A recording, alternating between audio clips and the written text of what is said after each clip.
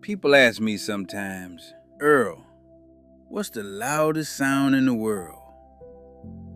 And I tell them, the loudest sound in the world is silence. It's the sound of a house that used to be noisy, and now you can hear the refrigerator click on.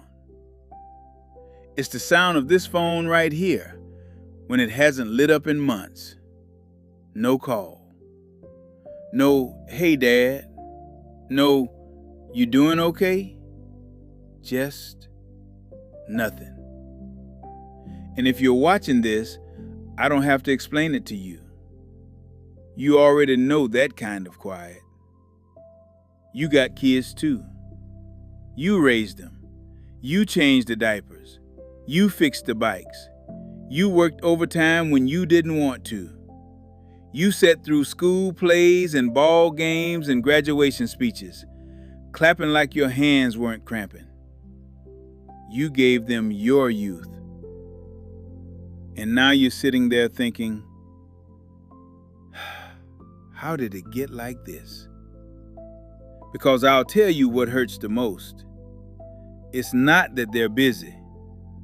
It's not that they live far. It's that they don't even seem to notice you've been gone. And you do what every parent does at first. You reach out. You call. You leave the gentle voicemail. Hey, baby, it's me. Just checking on you. Call me when you get a second. And you wait. And you wait. And you stare at the screen like it owes you something. Nothing. So you try again 2 days later. Then again. And after a while, you start sounding like somebody who's asking permission just to exist. Now listen to me. This part might sting, but I'm saying it because I love you. Stop calling them. Put the phone down. Don't send another just checking in. Don't send another little sad emoji. Don't leave another voicemail begging for a crumb. Because every time you chase somebody who already chose distance, you're paying with the one thing you cannot replace: your dignity. Now, before you get mad at me, I'm not telling you to stop loving your kids. I'm telling you to stop bleeding in public. There's a difference. And we need to talk about why you're calling. You ain't calling because you're just checking in. You're calling because you're scared. You're scared that if you stop, they'll disappear completely. You're scared that if you don't keep tugging on that rope, the whole connection will snap. You're scared they'll forget you. But hear me. If you have to remind your child that you exist, they already forgot. That's hard to swallow, I know. But it's truth. And begging for love doesn't create love. It creates pity. And I don't know about you, but I didn't work my whole life to earn pity. When you call them 5 times a week sounding lonely, you teach them you're a burden. You teach them your life is over. You teach them you're sitting by the window like an old dog waiting for a car to pull in. And people run from that, even your own blood, because it feels like pressure, and pressure makes people back up. So they pull away, and you chase harder, and they run faster, and you call it love. It isn't. It's panic. So we stop the panic today, right now. And I'm going to tell you exactly what to do instead. Not as a theory, as a man who had to learn it the hard way. Step 1, kill the guilt. I know what you do at night. You lay there staring at the ceiling, replaying the old tapes like they're a punishment. Maybe I was too hard. Maybe I worked too much. Maybe I didn't say I love you enough. Maybe I messed them up. Listen, no parent is perfect. And you can sit there and build a courtroom in your mind if you want. But you're not the only one who gets judged in this life. You were there. You didn't run off. You kept food on the table. You kept the lights on. You did the best you knew how with what you had. If your grown children are punishing you today for something from 30 years ago, that's on them. That's their choice. And you can't spend the rest of your life paying for the past with your dignity in the present. You apologize once if you need to. You own your mistakes. And then you stop crawling. Because you do not get to rewrite history by suffering hard enough. Forgive yourself. You hear me? Forgive yourself. The contract is done. You've paid your dues. You deserve peace. Step 2. Build your life bigger than their absence.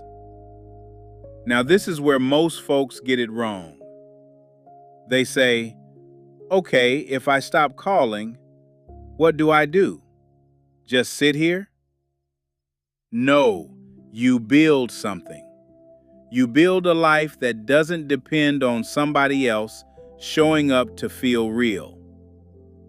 My uncle used to say, if you chase a cat, it'll run under the porch.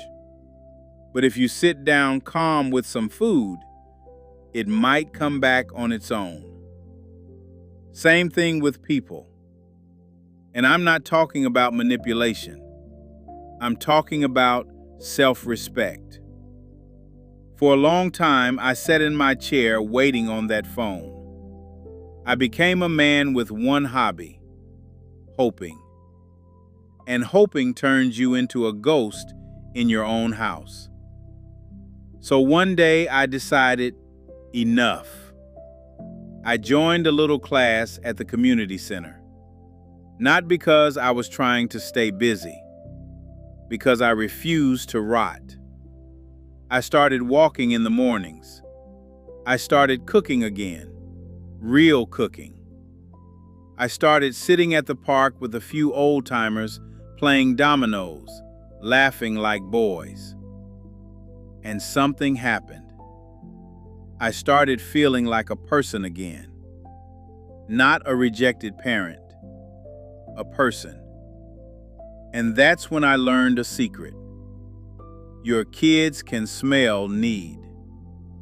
They can smell desperation through a phone, but they can also feel strength. When the guilt trips stop, when the constant checking stops, they start wondering, why isn't Dad calling? Is he okay? What's he doing? And sometimes they call. Not always, but sometimes. And when they do, they don't find a sad old man sitting in the dark. They find a man who's living. And that, right there, changes everything. Because people don't like to visit misery, but they'll come sit near a fire. They'll come near warmth. So you become warm again. Not for them, for you. Step 3. Let the outcome be what it is. Now I'm going to keep it real, because I'm not selling fairy tales. Sometimes you build the garden and the butterflies still don't come. Sometimes your kids stay selfish. Sometimes the distance becomes permanent. And if that's your story, then here's what you do. You let them go. Not with hatred, not with bitterness, with love. But you let them go. Because you cannot force somebody to love you, but you can refuse. Refuse to let their absence destroy you. You are not defined by who visits you on Sundays. You are defined by the man or woman you see in that mirror. So here's how I live now.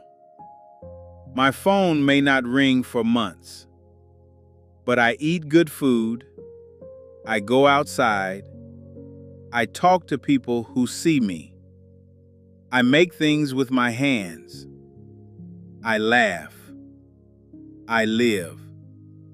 And if my kids want to join me, the door is unlocked. But I am not standing in the doorway waiting anymore. And you shouldn't either. Put the phone down, lift your head up, take your life back, and go live like you still matter, because you do.